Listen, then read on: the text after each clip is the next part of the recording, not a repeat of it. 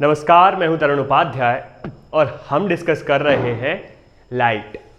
काफ़ी बड़ी यूनिट है, वीडियोस भी काफ़ी बन चुके हैं, लेकिन हम एक वीडियो में एक ही टॉपिक को डिस्कस कर रहे हैं क्योंकि इसका हर टॉपिक इतना इंपॉर्टेंट है कि हर टॉपिक में से क्वेश्चन आने की गुंजाइश हमेशा बनी रहती है।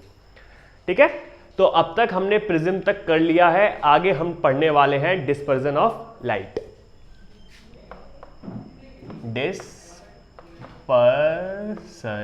ऑफ लाइट, ठीक है, इसे हिंदी में कहते हैं प्रकाश का विक्षेपण। ठीक है, क्या है ये जो आप जानते ही होंगे कि स्प्लिटिंग ऑफ लाइट, बस इतना याद रखना होता है इसमें, स्प्लिटिंग ऑफ लाइट। लेकिन हर बार स्प्लिटिंग ऑफ लाइट को आप डिस्पर्जन या प्रकाश का विक्षेपण नहीं कह सकते। ठीक है, वो मैं आपको आगे बता दूंगा, लेकिन आप अभी मोटा मोटा उतना ही याद रख सकते हैं जितना आपको याद है क्या, कि लाइट रे का स्प्लिटिंग हो जाना। जैसे कि मान लो कोई लाइट रे आई और किसी मीडियम में घुसी, और मीडियम में घुसने के बाद जब वो निकली तो अपने कलर्स में निकली, इसे कहते हैं क्या, डिस्पर्जन। ठीक है, यहां तक मामला क्लियर है। अब मैं क्यों कह रहा हूं कि हर बार नहीं कहते, देखो एक तरीका तो ये है कि हमने इसे प्रिज्म से निकाला। ठीक है, जब हम इसे प्रिज्म से निकालेंगे तो ये इंसिडेंट होगी, दिस इज नॉर्मल। नॉर्मल यानी इस सरफेस पे जो परपेंडिकुलर ड्रॉ करेंगे वही तो नॉर्मल बनेगा। तो अब क्योंकि ये डेंसर होगा तो इस तरफ झुकेगी, ये मानो झुक गई। अब रेयरर में जाएगी तो दूर भागेगी, ये गई। ठीक है, अब क्योंकि यहां से बार बार निकलेंगी अलग अलग, एक कंडीशन तो ये है। एक कंडीशन क्या है कि मैं आपके सामने केवल एक स्लैब रख दूं, पैरेलल स्लैब रख दूं, तब क्या होगा। अब यहां पे भी आप इंसिडेंट करिए, आपने ऐसे इंसिडेंट की, ये इसका नॉर्मल ड्रॉ हो गया। ठीक है, तो ऐसे आई और यहां से ये फिर ऐसे निकल गई।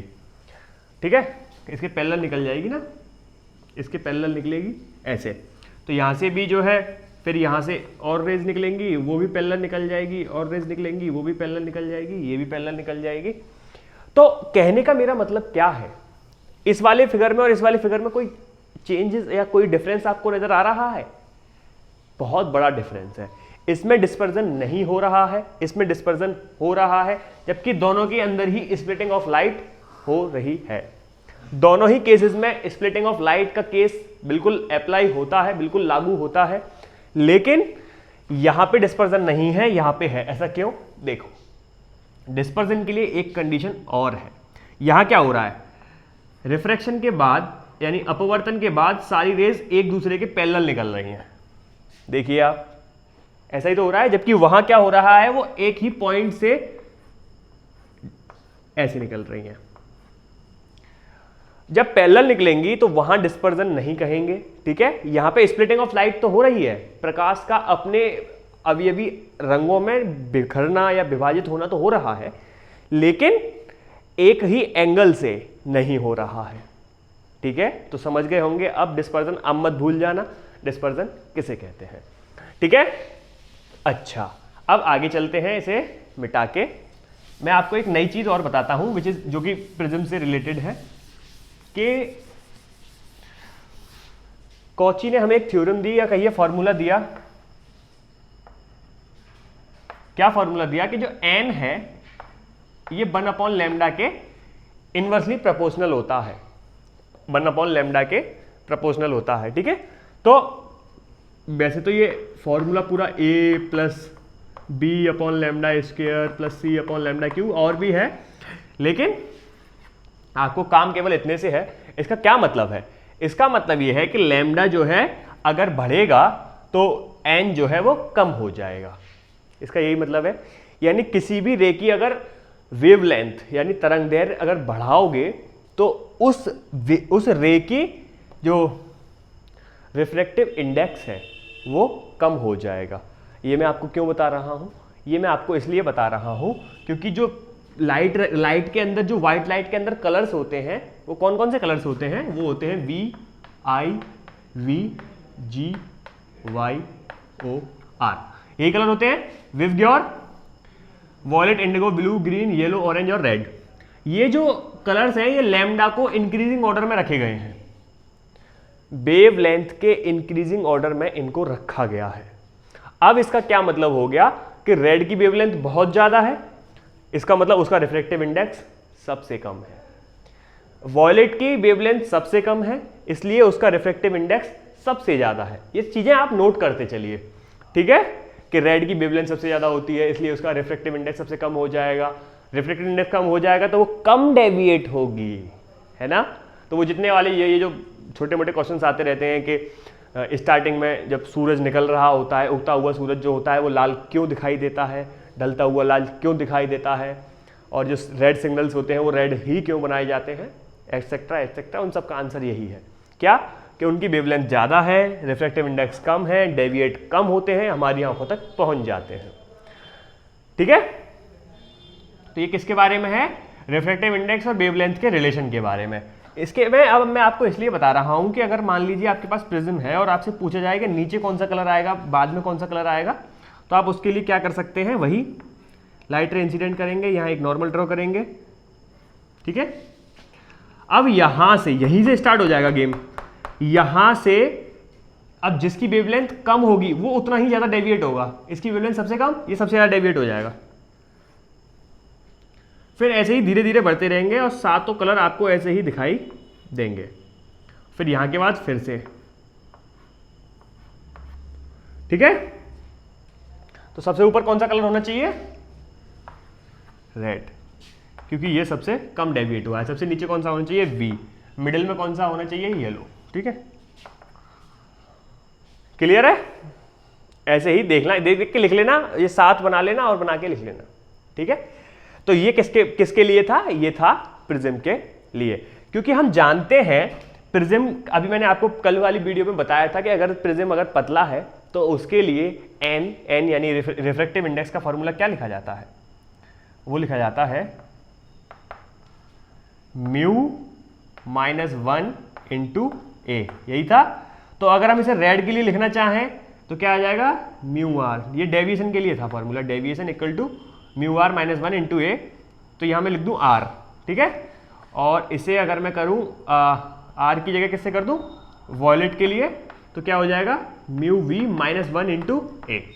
ये कल वाला ये बस आर और वी लिख दिया है, रेड के लिए आर लिख दिया है, वॉयलेट के लिए वी लिख दिया है, ये कल वाले ही फॉर्मूले हैं। ठीक है, अगर आपको डेविएशन पूरा पूछा जाए कि बताइए डेविएशन पूरा कितना हुआ है दोनों कलरों के बीच में, तो दोनों कलरों के बीच में कितना होता है, जैसे देखो लाइट ये है, तो कायदे में तो ये यूं जानी चाहिए थी, रेड यूनिकली, वॉयलेट यूनिकली, तो ये पूरा डेविएशन हुआ है। तो हमें ये चाहिए ना, तो ये निकालने के लिए क्या चाहिए, ये माइनस ये, यानी टोटल में से, ये टोटल है उसमें से ये घटा दो तो आपका आ जाना है। रेड के लिए क्या घटाना है, टोटल में से आपको वॉयलेट घटा देना है। अगर आपको, मैं क्या कह रहा हूं, अगर आपको डेविएशन निकालना है तो वॉयलेट में से रेड घटा दो। देखो फिर से देखो, ये गंदा हो गया भाई।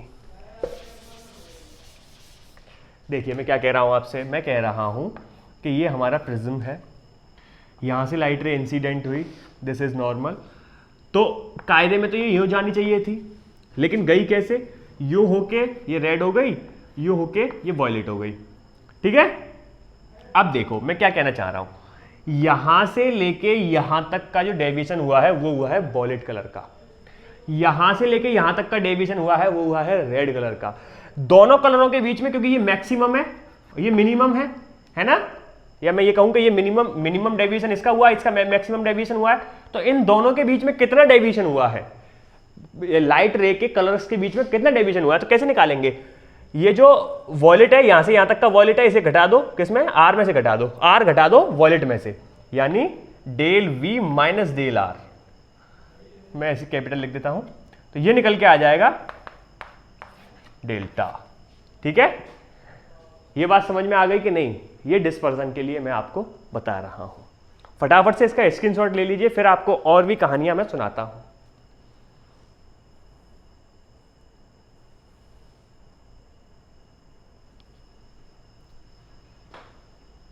चलिए अब आगे देखिए, आगे क्या है।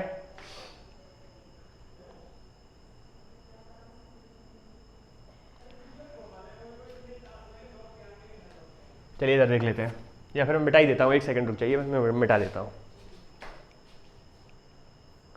अब क्योंकि इसमें 7 कलर हैं और 7 का अलग अलग डेविएशन हो रहा है, इसके लिए हमें एक मीन की जरूरत पड़ेगी। तो हमें जरूरत पड़ेगी मीन की। मीन डेविएशन क्या होता है, उसका म्यू निकाल लो, मीन -1 इंटू ए। फॉर्मूला तो वही है, म्यू -1 इंटू ए, म्यू -1 इंटू ए, म्यू -1 इंटू ए। लेकिन म्यू क्या है, म्यू मीन कैसे निकालेंगे भाई? तो इसमें आपको कुछ नहीं करना, जो मिनिमम है और जो मैक्सिमम है उनका मीन निकाल लो, यानी mu R plus mu B upon 2। इसको एक चीज और कह सकते हैं आप, दिस इज म्यू वाई। इसे म्यू वाई से भी डिनोट कर सकते हैं। ये मान लिया जाता है कि म्यू वाई की जो फ्रीक्वेंसी और जो जितना भी डेविएशन है उन दोनों के बीच में है। ठीक है, तो ये फॉर्मूला किसके लिए है, मीन डेविएशन के लिए। इसके बाद एक फॉर्मूला और बचता है, उसे भी आप लिख ही लीजिए, वो है dispersion power. Dispersion power, dispersion power यानी कलर्स में तोड़ने की क्षमता किसी भी चीज के अंदर क्या है।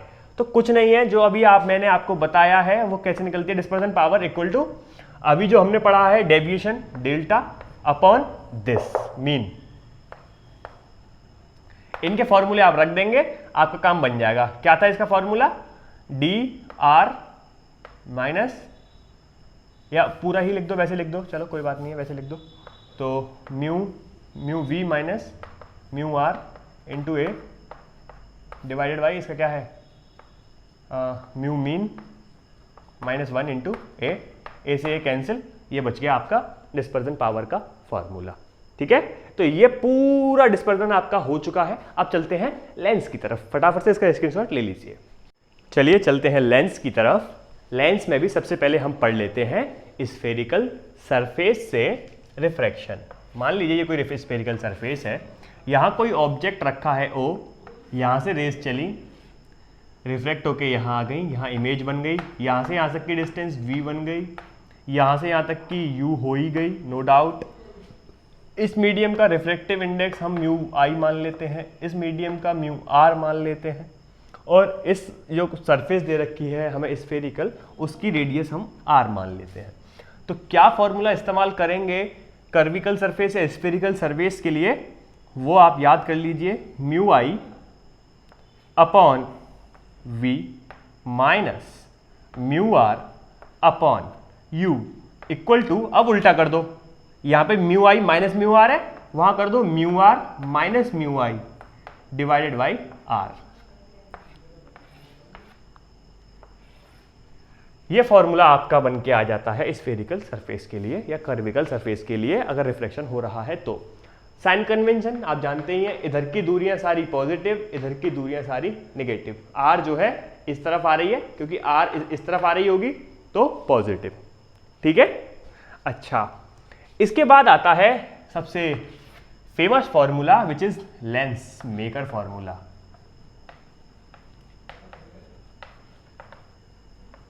जिसे लेंस फॉर्मूला भी कहते हैं, वो तो आपको याद ही होगा, 1/v minus 1/u equal to 1/f। जब हम मिरर पढ़ रहे थे तो वहां पे प्लस था, इस चीज का आपको विशेष ख्याल रखना है। अब आपको एक चीज और है कि ये f आपको परेशान कर सकती है।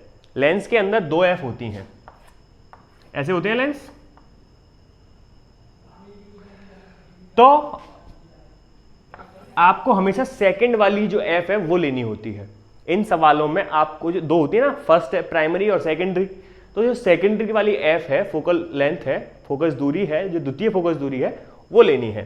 द्वितीय फोकस दूरी कैसे पता चलेगी, यहां से जा रही है लाइट रे, यहां आके मिल गई, this is called second, secondary या कहें द्वितीय।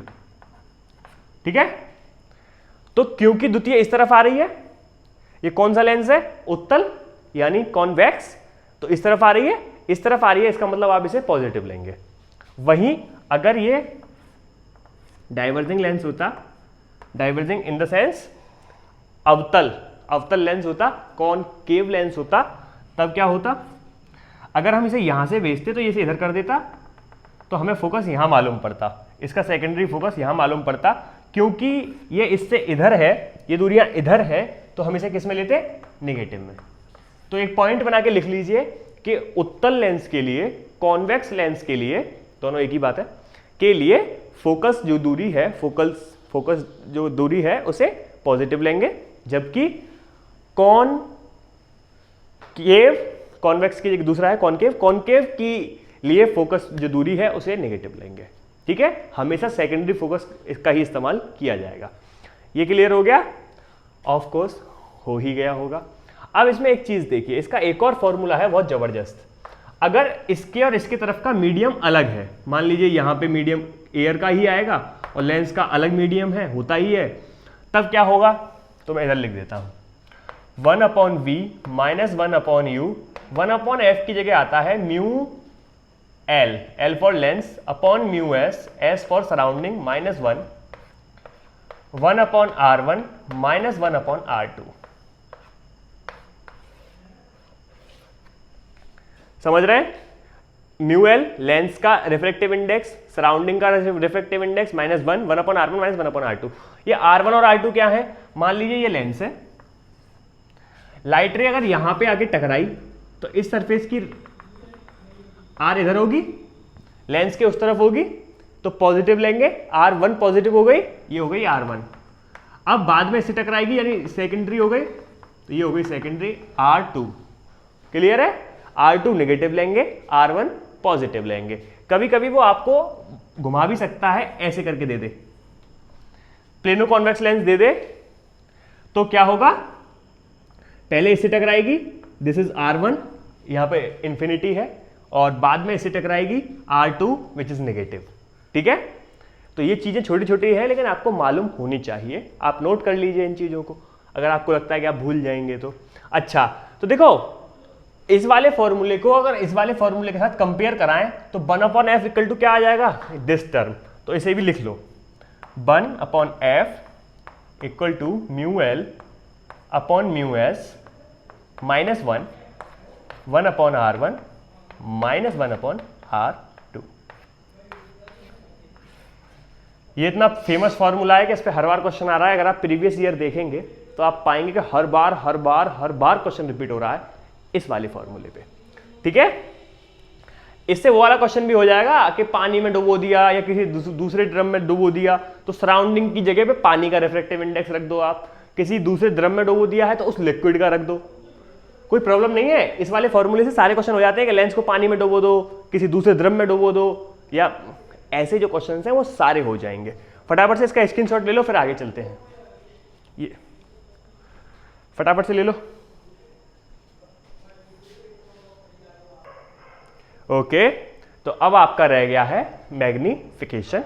मैग्निफिकेशन क्या है, m v/u, ये तो मैं आपको बता ही चुका हूं। I/o भी लिखते हैं कुछ लोग, तो वो भी आप लिख सकते हैं I/o। ठीक है, इक्वल टू, अगर आप f की टर्म में लिखना चाहें तो f/f+u। अगर आप मिरर की बात करेंगे तो वहां पे क्या था, यहाँ पे माइनस था, मिरर के अंदर, दर्पण के अंदर यहाँ पे माइनस था। v की टर्म में f-v/f, दर्पण में भी यही था, मिरर के अंदर तो सेम था लेकिन यहाँ पे बदल गया है क्योंकि यहाँ पे हम लेंस पढ़ रहे हैं। ठीक है, तो एक ये फॉर्मूला याद कर लीजिए। फिर आती है पावर ऑफ द लेंस। कभी कभी तो पूछ लेता है कि यूनिट क्या है, तो डायोप्टर होती है, वो आपको पता होगी, क्या होती है, 1/f, P equal to 1/f, या फिर 100/f इन सेंटीमीटर। यहाँ मीटर में है, यहाँ सेंटीमीटर में है। ठीक है, ये हो गया आपका चैप्टर कंप्लीट। कभी कभी एक क्वेश्चन और पूछ लिया जाता है कि ये लेंस है, अगर इसे यहाँ से काट दें, यहाँ से काट दें, यहाँ से काट दें, तो इसकी फोकस पे क्या फ़र्क पड़ेगा? कोई फ़र्क नहीं पड़ेगा। लेंस को कहीं से भी काट दो, फ़र्क नहीं पड़ेगा। फ़र्क पड़ेगा अगर आप इसे ऐसे काट देंगे। जब आप इसे ऐसे काट देंगे तो ये कुछ ऐसे दिखेगा, तो इसकी एक सरफेस कैसी हो गई, प्लेन हो गई। तो उसकी तो जो रेडियस जो r है, रेडियस यानी r जो है, r1 और r2 कितने हो गए, 1/∞, 0 हो गए। जब उसको अच्छा फॉर्मूला मैंने मिटा दिया, अरे वो जो फॉर्मूला है 1/r1 - 1/r2, तो उसमें एक टर्म तो पूरी तरह गायब हो जाएगी ना, तो तब आपको फर्क पड़ सकता है। क्या फर्क पड़ेगा? इसकी फोकस लेंथ 2f हो जाएगी, ठीक है, 2f हो जाएगी। एक फॉर्मूला और है कि यदि दो लेंसों को पास पास रख दें, बिल्कुल पास पास, जिनके बीच की दूरी d हो, तो तब क्या होगा? तो 1/f equal to 1/f1 plus 1/f2 d/f1 f2। ये इजी से फॉर्मूले हैं, इन्हें आप लिख लीजिए, ठीक है। तो बस इतना ही है। एक बच्चा पूछ रहा है सर आप कौन सी बुक से पढ़ा रहे हैं, तो मैं कुमार मित्तल का इस्तेमाल करता हूँ ज़्यादातर। कुछ एक चीज़ें हैं जो मैं इधर उधर से ले लेता हूँ, जैसे मेरे पास NCERT है। NCERT तो मैं बहुत ही कम पढ़ता हूँ, मेरी समझ में नहीं आती है वो बुकें, लेकिन SC वर्मा रखी है, SC वर्मा से भी थोड़ा सा रेफरेंस में ले लेता हूँ। और एक बुक और है मेरे पास, अगर आपको तो नहीं दिख रही होगी, वो सामने रखी हुई है, यूनिवर्सिटी फिजिक्स, उसके अंदर से भी थोड़ा सा रेफरेंस में ले लेता हूँ। लेकिन आपको ज़रूरत है नहीं बुक्स खरीदने की यहाँ पे, है ना, आप जितना मैं पढ़ा रहा हूँ सफिशिएंट है, बस आप प्रैक्टिस करते रहिए, ठीक है। क्वेश्चंस की भी प्रॉब्लम मत करिए, अभी जैसे ही हम सिलेबस खत्म कर लेंगे उसके बाद पूरे टाइम जब तक एग्जाम नहीं होगा केवल क्वेश्चन करेंगे। क्वेश्चन भी बिल्कुल चुने हुए क्वेश्चन आपको कराऊंगा। आपको बस एक ही काम करना है कि हमें फॉलो करना है, जैसा जैसा हम आपको बताते जाएं वैसा वैसा आप करते रहिए, ठीक है। तो आज के लिए इतना ही काफ़ी है, कल डिस्कस करेंगे नेक्स्ट टॉपिक, तो मिलेंगे कल की वीडियो में। Good bye. चैनल को सब्सक्राइब कर लीजिएगा अगर आपने नहीं किया है तो, और वीडियो को लाइक कर दीजिए, शेयर कर दीजिए, ठीक है। Good bye.